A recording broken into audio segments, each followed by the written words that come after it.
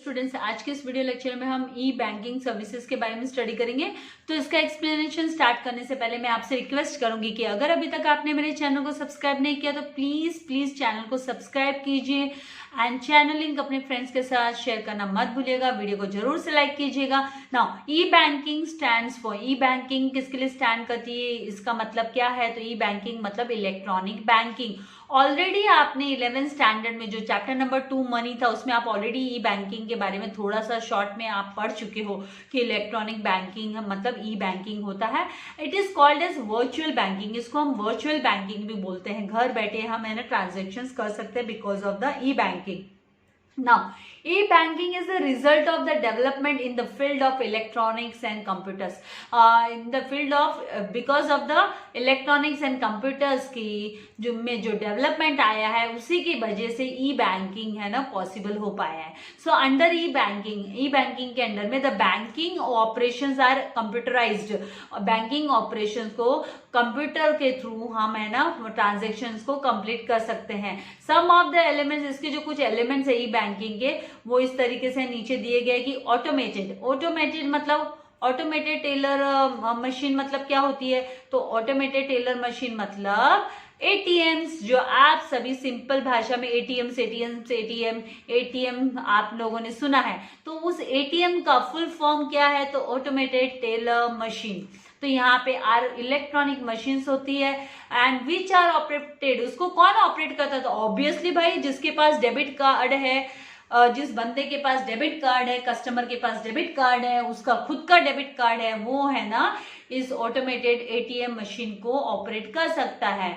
So operated by the customer on his own withdraw और deposit money.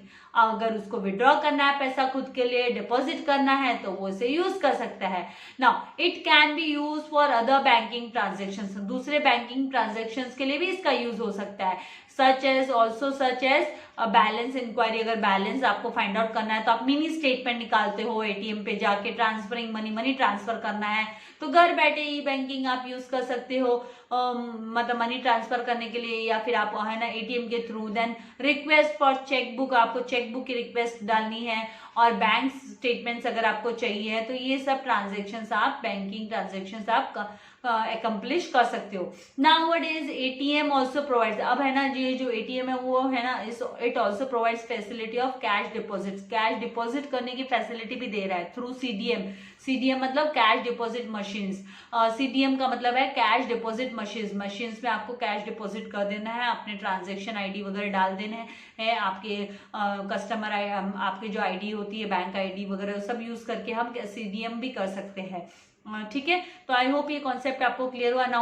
बहुत ही important है ये हमारी अभी जो लाइफ है वो ई बैंकिंग सर्विस उसके हमारी इस लाइफ में बहुत इंपॉर्टेंट है ना। क्रेडिट कार्ड्स, क्योंकि देखिए अभी जो पैंडेमिक पीरियड चल रहा है इस पीरियड में हम ज्यादा करके है ना घर से ही बैठे बैठे ट्रांजेक्शन्स करना पसंद करते हैं, बाहर जाना पसंद नहीं करते। तो हम अपने है ना डेबिट कार्ड क्रेडिट कार्ड को यूज करके हम ऑनलाइन शॉपिंग भी कर सकते हैं, तो उसके बारे में भी हम आगे पढ़ेंगे। तो यहाँ पे क्रेडिट कार्ड, ये क्रेडिट कार्ड क्या होता है? देखो डेबिट कार्ड और क्रेडिट कार्ड का बेसिकली जो डिफरेंस ये है कि डेबिट कार्ड मतलब आपके खाते में वो पैसा जितना होगा उतना ही पैसा आप डेबिट कार्ड से ट्रांजेक्शन करोगे उस वक्त यूज कर सकते हो। मान लो आपके खाते में 10,000 है तो आप 10,000 ही यूज कर सकते हो। आपके खाते में पैसा होना चाहिए, आपके बैंक अकाउंट में पैसा होना चाहिए।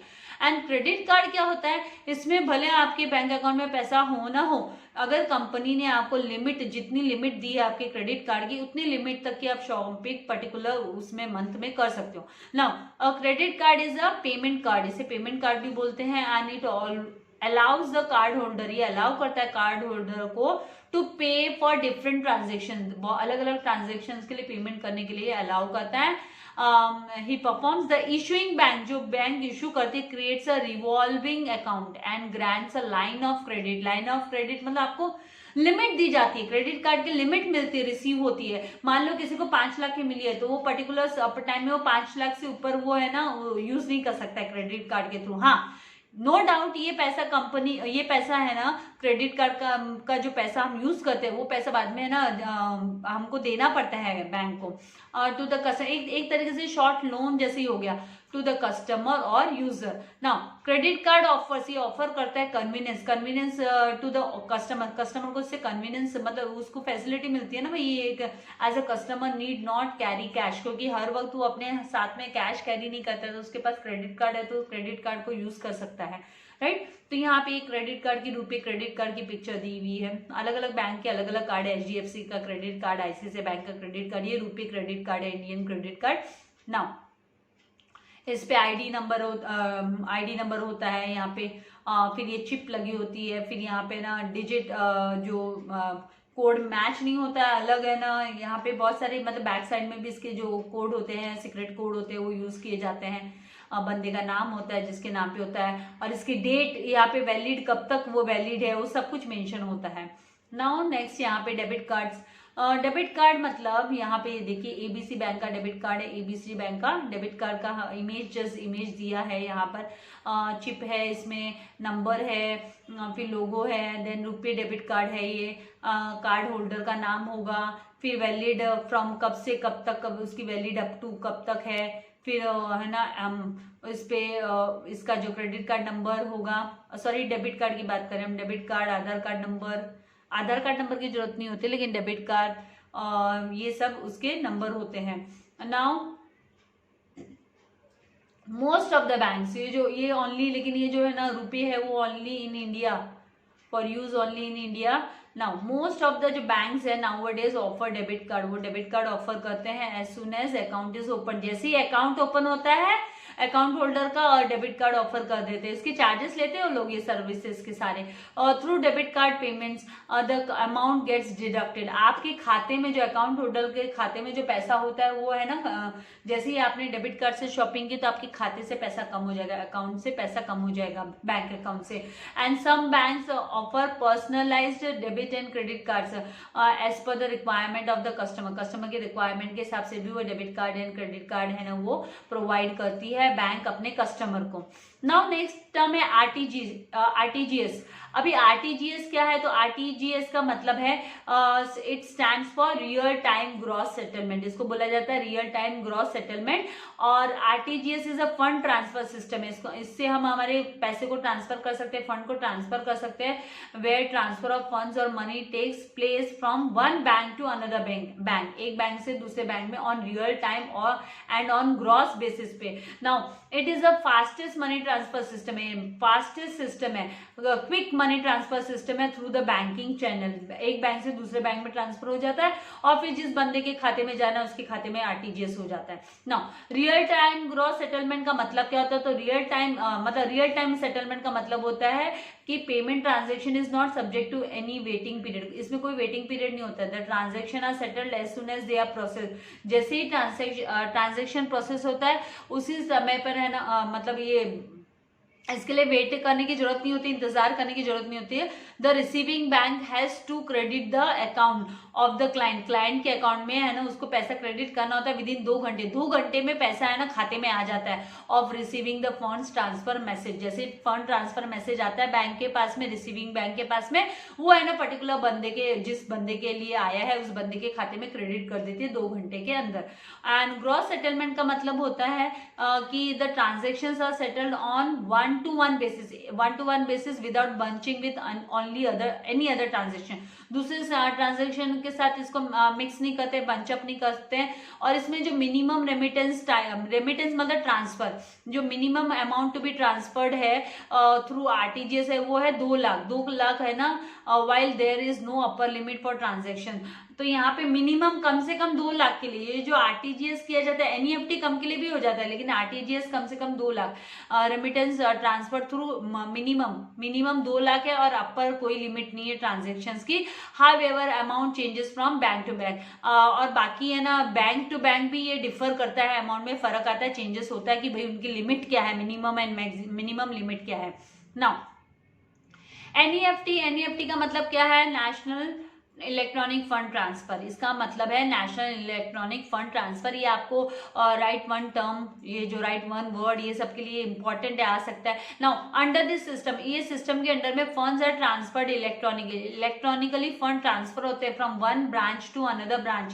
एक ब्रांच से दूसरे ब्रांच में पैसा ट्रांसफर होता है, और one bank to another bank, एक बैंक से दूसरे बैंक में इन द कंट्री के अंदर। Now the client has to give details, उन्हें डिटेल देनी होती है एनईएफटी की, कोड की of the branch, NEFT code of the branch and account number of the beneficiary, जिसको रिसीव होने वाला है। मतलब ये पैसा मान लो ए पर्सन है, वो बी को ट्रांसफर करा है, तो बी के खाते के नंबर है ना देना जरूरी होता है, और एनईएफटी कोड जो होते हैं ब्रांच के वो भी देने होते हैं, whom the money is to be transferred। तो ये है ना, इतनी डिटेल देनी पड़ती है एनईएफटी के टाइम पे। एंड यहाँ पे ये जो एनईएफटी सेटलमेंट टेक्स प्लेस, ये कितने समय में होता है, तो it takes place at a particular time during working hours.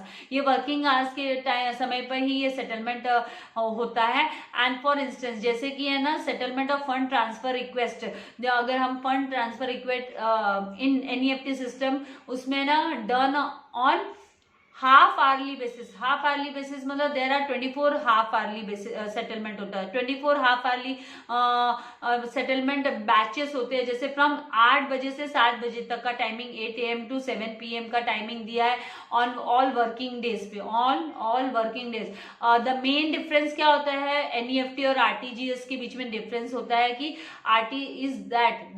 RTGS के केस में क्या होता है, transfer is done on the gross settlement basis, और जबकि एनईएफटी में क्या होता है, इज डेफर्ड नेट बेसिस, मतलब फ्यूचर डेफर्ड नेट बेसिस के ऊपर होता है, where transactions are bundled together, जहां पे ट्रांजेक्शंस को है ना बंच में यूज किया जाता है, बंडल्ड किया जाता है, बंचिंग उसकी की जाती है। जबकि एनईएफटी में इसमें आरटीजीएस में बंचिंग नहीं की जाती है, उनको एक साथ ग्रॉस सेटलमेंट विदाउट बंचिंग होता है उसका सेटलमेंट। तो यहाँ पे एनईएफटी जो है वो उसमें बंचिंग की जाती है, बंडल्ड किए जाते हैं ट्रांजैक्शंस को।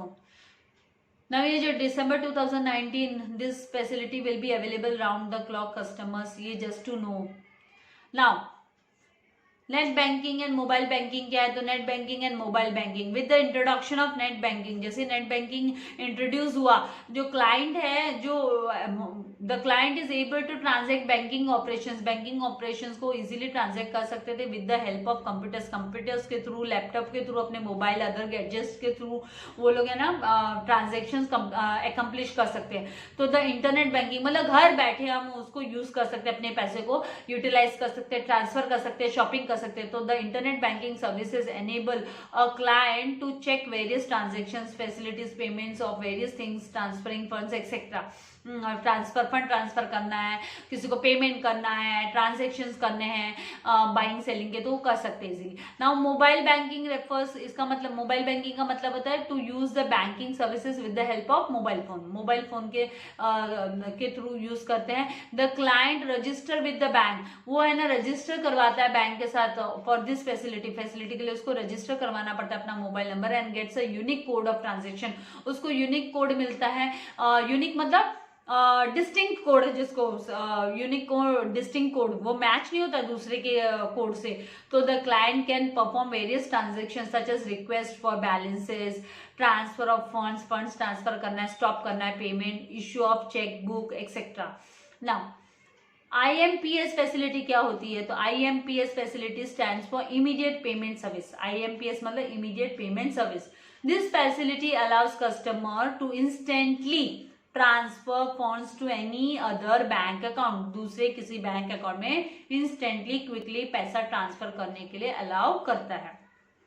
इसी के साथ में ये जो हमारा ई बैंकिंग का टॉपिक है वो कंप्लीट हो जाता है। नेक्स्ट वीडियो में हम इंश्योरेंस को स्टडी करेंगे, एंड ये भी बहुत इंपॉर्टेंट है। बीइंग अ कॉमर्स स्टूडेंट आप लोगों को insurance and types of insurance वगैरह के बारे में नॉलेज होना चाहिए, और मराइन इंश्योरेंस वगैरह के बहुत सारे टाइप्स के इंश्योरेंस है, तो ये थोड़ा सा लेंदी हो जाएगा, फायर इंश्योरेंस वगैरह, तो आज के वीडियो में तो कवर अप नहीं होएगा। नेक्स्ट वीडियो में भी हमको इसको डिवाइड करके कंप्लीट करना पड़ेगा। उसके बाद में ट्रांसपोर्ट, तो ये टॉपिक थोड़ा सा लेंदी हो जा रहा है, तो इसके साथ में मैं यहीं पे आपका जो वीडियो है वो वाइंड अप करती हूँ। आप चैनल को सब्सक्राइब करना मत भूलिएगा, और चैनल लिंक अपने फ्रेंड्स के साथ प्लीज प्लीज प्लीज जरूर से शेयर कीजिएगा। वीडियो को लाइक करना मत भूलिएगा। Thank you very much. God bless you all dear students.